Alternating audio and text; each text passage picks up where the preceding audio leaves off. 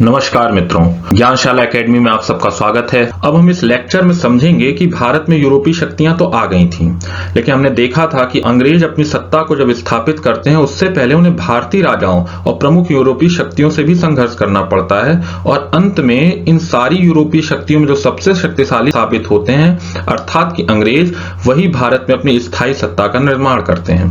तो आइए इस लेक्चर में हम समझेंगे विभिन्न यूरोपीय शक्तियों का आपस में संघर्ष कैसा रहता है और किस प्रकार अंग्रेज इस पूरे संघर्ष में अपनी सर्वोच्चता स्थापित करते हैं। तो सबसे पहले हम देखेंगे कि पुर्तगालियों का पतन कैसे होता है। पुर्तगाली अन्य यूरोपीय शक्तियों के सामने क्यों नहीं खड़े रह पाते हैं। इसे थोड़ा सा और अगर सारी यूरोपीय शक्तियों की बात करें तो अगर इसे सिंप्लीफाई करेंगे तो आप सिंप्लीफाई रूप में ये समझ सकते हैं कि वस्तुतः पुर्तगालियों को सबसे शक्तिशाली शक्ति के रूप में भारत में डचों ने प्रतिस्थापित किया था, यानी कि पुर्तगाली सबसे शक्तिशाली थे और डचों ने इसे रिप्लेस किया था उनकी इस पोजीशन से, और फिर डचों को अंग्रेजों ने किया था। तो ये कुछ क्रम था। हालांकि अंग्रेजों ने भी पुर्तगालियों को कमजोर किया था, लेकिन मुख्यतः डचों ने ही कमजोर किया था। अब हम ये समझते हैं कि आखिर वो क्या कारण थे कि डच पुर्तगालियों को कमजोर कर पाए। तो पहला कारण समझ लीजिए, राष्ट्रवाद की भावना थी। नीदरलैंड के यूरोप में स्पेन और पुर्तगाल से लगातार संघर्ष चलता रहता था और इसी राष्ट्रीय भावना के अंतर्गत उन्होंने भारत में भी पुर्तगालियों से मसाले का व्यापार छीनने का संकल्प लिया। भारत और दक्षिण पूर्व एशिया में और हिंद महासागर में जो पुर्तगालियों की सत्ता थी उसे हटाने के लिए संकल्पित हुए। यानी कि राष्ट्रवाद की भावना यहां काम आती है क्योंकि ये प्रमुखता आपको कर्तव्य से जोड़ती है, और जब कर्तव्य से चीजें जुड़ती हैं तो आप स्वतः ही शक्तिशाली खुद को महसूस करते हैं। दूसरी महत्वपूर्ण चीज जो डचों ने की वो ये थी कि अपने साथ नवीन तकनीक लाए, खासकर जहाज रानी उद्योग में नवीन तकनीक फ्लूट शिप को ये लाए थे। फ्लूट शिप जो होती थी वो बेहद हल्के जहाज होते थे और इसे खेने में कम लोगों की जरूरत होती थी। तो दूसरी महत्वपूर्ण चीज थी इनके पास बेहतर तकनीक थी। और अगर तीसरी बात की जाए तो इनकी जो व्यापारिक संस्था थी डचों की, वो अपने मुनाफे का प्रयोग स्थायी पूंजी के निर्माण में करते थे। ये एक स्ट्रॉन्ग इकोनॉमिक पॉलिसी को दर्शाता है। जब आप कैपिटल एक्सपेंडिचर करते हैं ना कि रेवेन्यू एक्सपेंडिचर, आपको ध्यान होगा अगर हम अपने FRBM एक्ट को देखें तो वहां पे रेवेन्यू डेफिसिट को जीरो करने की बात की जाती है। यानी कि हमेशा रेवेन्यू डेफिसिट या रेवेन्यू जो एक्सपेंडिचर है उसे गलत माना जाता है। तो आप समझिए, अगर आपकी इकोनॉमी स्ट्रांग है तो आपकी राजनीतिक सत्ता भी स्थापित रहेगी, आप राजनीतिक रूप से भी स्ट्रांग रहेंगे, क्योंकि कहा भी गया है economy is the custodian of empire. बल्कि यूं कहें कि technology and economy is custodian of empire. तो ऐसे में डच दोनों जगह पे श्रेष्ठ साबित हो रहे हैं। उनके पास बेहतर टेक्नोलॉजी है, साथ में उनके पास बेटर इकोनॉमी पॉलिसी भी थी, यानी कि उनकी जो कंपनी थी बेटर इकोनॉमी पॉलिसी पे चल रही थी और यही चीज उन्हें मजबूत करती थी। साथ ही उनमें लाभ की जगह कर्तव्य की भावना थी जो राष्ट्रवाद से आ रही थी। कहने का तात्पर्य यह है कि अगर ये तीनों चीजों का मिक्सचर हो जाए, अगर आज भी भारत को अगर हम देखें स्ट्रांग बनना है तो यही तीनों चीजें जरूरी हैं। इस पे कभी हम और चर्चा करेंगे जब हम राष्ट्रवाद पर बात करेंगे कि कभी कभार राष्ट्रवाद खतरनाक भी हो जाता है, जैसा कि हम प्रथम और सेकंड वर्ल्ड वॉर में देखते भी हैं, लेकिन वो एक चर्चा वो हम लोग अलग सेक्शन में करेंगे। फिलहाल हम ये समझ लेते हैं कि डचों के पास ये तीनों महत्वपूर्ण चीजें थी, यानी कि कर्तव्य या राष्ट्रवाद की भावना, दूसरा टेक्नोलॉजी तथा इकोनॉमी। कुल मिलाकर ये सब चीजें डचों के पास थी। तो ऐसे में उनका जीतना बनता था और डचों ने धीरे धीरे करके एक एक क्षेत्र पुर्तगालियों से लेने शुरू कर दिए। 1632 में हुगली क्षेत्र लिया, बाद में मलक्का, श्रीलंका और नागपट्टनम भी पुर्तगालियों से छीन लिए। वहीं अगर हम अंग्रेजों की बात करें तो उन्होंने भी पुर्तगालियों को 1612 में बेस्ट के नेतृत्व में स्वाली में हरा दिया था, पुनः 1620 में एक बार फिर हराया और बाद में मैड्रिड की संधि के पश्चात यह निर्धारित हो गया था कि पुर्तगाली गोरा की तरफ ही सीमित रहेंगे। यानी कि देखिए, बात को समझिए, लगातार उन्हें यूरोपीय शक्तियां हरा रही थी। बाद में हम ये देखेंगे कि मुगलों ने भी हराया और एक समय तो पुर्तगालियों की हालत कुछ ऐसी हो गई थी। यानी कि विदेशी शक्तियां और अंग्रेजों की शक्ति, अगर अंग्रेजों की बात करें तो उनकी भी नौसेना लगातार पुर्तगाल और स्पेन को हरा रही थी। उसी के साथ एक और घटना होती है, पुर्तगालियों ने तत्कालीन जो सम्राट थे जहांगीर को नाराज कर दिया था। अगर हम मुगलों से पूरे संबंध को देखें तो पुर्तगालियों का संबंध अकबर के साथ अच्छा था। माना जाता है कि अकबर पुर्तगाली पुजारियों से संपर्क में ही था, क्योंकि पुर्तगाली मानते थे कि अकबर धीरे धीरे ईसाई धर्म मत को अपना लेगा। लेकिन धीरे धीरे पुर्तगाली मुगल सत्ता को भी परेशान करना शुरू कर दिए थे, उन्हें भी नाराज करना शुरू कर दिए थे।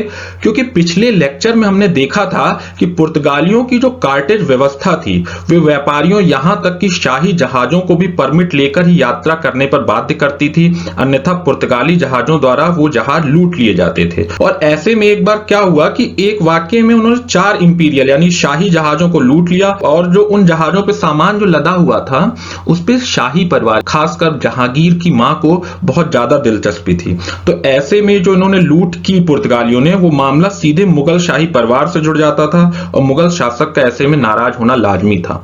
एक और बात, पुर्तगालियों की समस्या यह थी कि उनके अंदर धार्मिक असहिष्णुता बहुत थी, क्योंकि पुर्तगाली जब भारत में आते हैं तो उनके पीछे ये धार्मिक भावना थी कि अरब मुसलमान है और व्यापार पे उनकी सत्ता को हटाना है, तो अपनी इस भावना को और एक्सटेंड कर देते हैं और भारत में मुसलमान और मुसलमान शासकों को परेशान करने लगते हैं। और ये मुस्लिम और ईसाइयों की जो राइवलरी थी वो इतनी बढ़ जाती है कि 1632 में जब हुगली पर पुर्तगालियों को हटाने के लिए मुगल आक्रमण करते हैं, तो वो जो युद्ध होता है वो पुर्तगाली और मुगलों के बीच का युद्ध ना रहकर ईसाई और मुस्लिमों का युद्ध हो जाता है। यानी कि मुस्लिम तो उनसे पर्याप्त रूप से नाराज हो ही चुके थे, साथ ही हिंदू महिलाओं से विवाह और ईसाई मत में कन्वर्जन की नीति की वजह से बहुत से हिंदू शासक भी उनसे नाराज हो गए थे। ये सारी चीज तो थी ही, साथ ही एक बात और ध्यान रखिए कि पुर्तगाल में खुद कोई उद्योग धंधे विकसित नहीं हो रहे थे और वे मात्र व्यापारी बने हुए थे। ऐसे में भी उनका अंग्रेजों के सामने टिकना मुश्किल हो गया था, क्योंकि आपके खुद अगर उद्योग धंधे विकसित नहीं हो रहे हैं तो आप दूसरे के सामानों का सिर्फ व्यापार करके बहुत ज्यादा दिनों तक समृद्ध नहीं रह सकते, और यही पुर्तगाल के मामले में हमें देखने को मिलता है। ये सब कारण तो थे ही जिससे पुर्तगाली भारत में कमजोर होते चले गए, लेकिन इसके अलावा भी कुछ अन्य महत्वपूर्ण बातें भी थी। उसका एक कारण यह भी था कि पुर्तगालियों का धीरे धीरे भारत पर से ध्यान भी कम हुआ, क्योंकि पुर्तगालियों के पास एक अन्य उपनिवेश ब्राजील था और पुर्तगाली लगातार ये देख रहे थे कि भारत और हिंद महासागर में उनके जो प्रतिद्वंदी थे वो अधिक से अधिक मजबूत हो रहे थे। तो ऐसे में भारत में उनका बहुत ज्यादा केंद्रित रहना उन्हें अपनी शक्ति का अपव्यय लगने लगा और वे ब्राजील की तरफ अधिक केंद्रित होने लगे, क्योंकि ब्राजील के रूप में भी उनके पास एक महत्वपूर्ण उपनिवेश था जिस पर वो पहले बहुत पर्याप्त रूप से ध्यान नहीं दे रहे थे, लेकिन बाद में उन्होंने उस पर ध्यान देना शुरू कर दिया।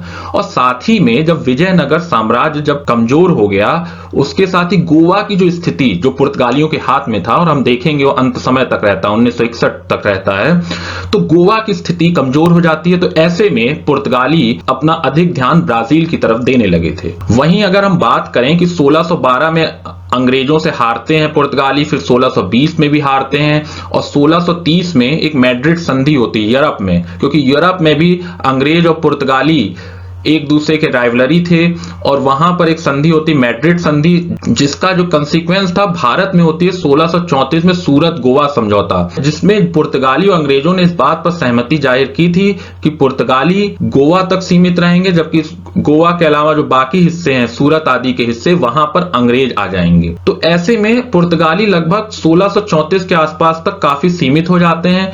वहीं बाद में 1661 में हमने पहले भी बात की है कि बंबई पुर्तगालियों द्वारा ब्रिटिश सम्राट चार्ल्स द्वितीय को दे दिया जाता है दहेज के रूप में, जब वो कैथरीन से शादी कर लेते हैं। तो ऐसे में पुर्तगाली अंततः सीमित रह जाते हैं भारत के कुछ ही इलाकों में, गोवा और दमन द्वीप के आसपास के इलाकों में सीमित रह जाते हैं, और इस तरह हम देख पाते हैं कि पुर्तगाली भारत में एक बहुत सीमित शक्ति के रूप में अंततः रह जाते हैं। अब चलते हैं दूसरी प्रमुख शक्ति के पतन को समझते हैं, डचों के पतन को समझते हैं।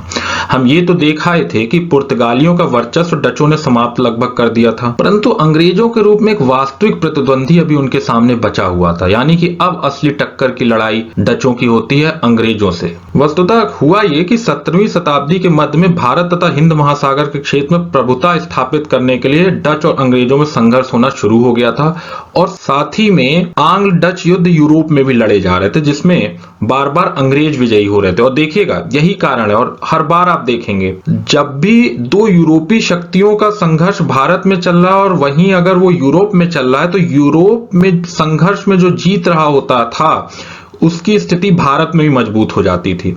वही यहां पर हुआ कि 3 आंग्ल डच युद्ध लड़े गए, उसमें तीनों में अंग्रेजों की विजय हुई, परंतु तीसरे आंग्ल डच युद्ध में डच यूरोप में तो हार रहे थे, लेकिन उन्होंने भारत में एक शैतानी क्या की कि अंग्रेजों की सूरत और बॉम्बे के बीच की जो बस्ती थी उसके बीच की जो संचार लाइन था उसे काट दिया था। तो इससे अंग्रेज बहुत नाराज हो गए थे और वो मौका ही देख रहे थे कि भारत में भी डचों को बुरी तरह पराजित किया जाए। और उसी के समय घटना और घटती है, हम पहले भी बात कर आए हैं कि 1717 में फर्रुखसियर अंग्रेजों को एक फरमान जारी करता है जिसके द्वारा अंग्रेज बंगाल में चुंगी मुक्त व्यापार कर सकते थे। तो इस तरह से अंग्रेजों की स्थिति बहुत मजबूत हो गई थी। और याद करिए वहां पे अपना सिक्का भी मुगल साम्राज्य में अंग्रेजों के सिक्के को मान्यता दे दी गई थी 1717 के फरमान द्वारा।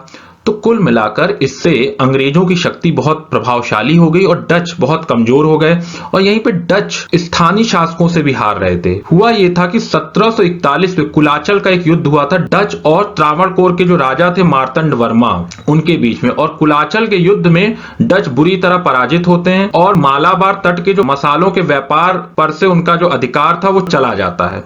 तो डच काफी कमजोर हो चुके होते हैं इस समय तक। और अंत में 1759 में बेदड़ा का युद्ध होता है जहां अंग्रेज बुरी तरह डचों को पराजित करते हैं और इस बात पर सहमति बनती है कि डच से पूर्वी एशिया और दक्षिण पूर्व एशिया के कुछ द्वीपों तक ही सिमट जाएंगे, अर्थात वो भारत को छोड़ देंगे।